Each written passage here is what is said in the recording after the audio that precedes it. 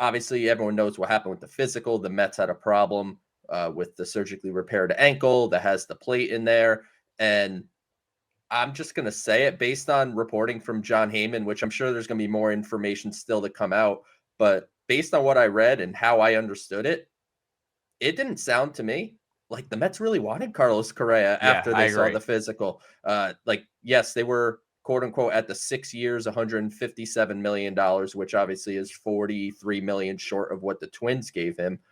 But supposedly, according to Heyman, the Mets wanted Correa to take a physical every year. So were they looking at it essentially as 6 1-year deals and then some vesting options behind it? That doesn't sound like a team that's overly motivated to make something happen, which all that tells me is the Mets doctors think that this ankle is deteriorating quickly. And you mentioned on the show last week that, it's everyone believes he's going to be fine for 5 years.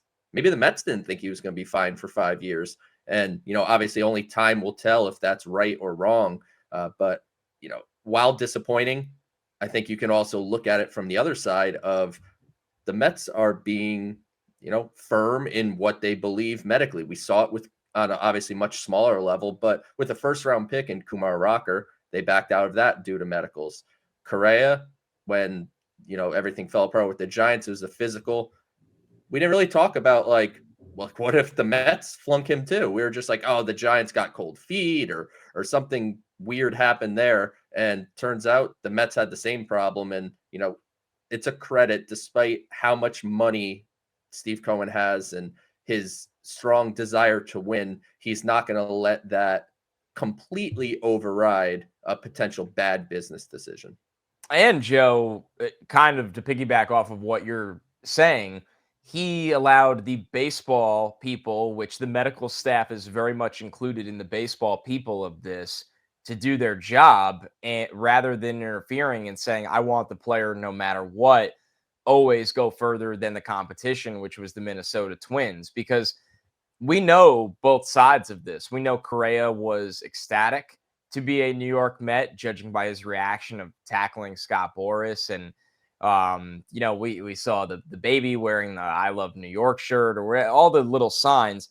And we know Steve Cohen, with how public he went with his excitement over this as well, saying this is a bat that puts them over the top, that both sides were very interested in making this work. But you always forget the third side that isn't emotion, it's logic, right? The Correa side was a lot of emotion. The Steve Cohen side was a lot of emotion.